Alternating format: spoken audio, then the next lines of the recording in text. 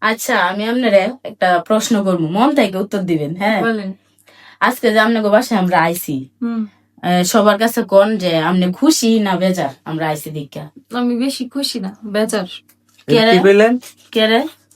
কারণ এই, আপনারা আইছেন। আমরা কি করলাম কোন কোন ক্ষতি এই যে- করছি আপনার? হ্যাঁ, এই ব্যক্তিটা কষ্ট দিছে না এসা। হ্যাঁ, দেখছেন একদিনে শুকায় গেছে।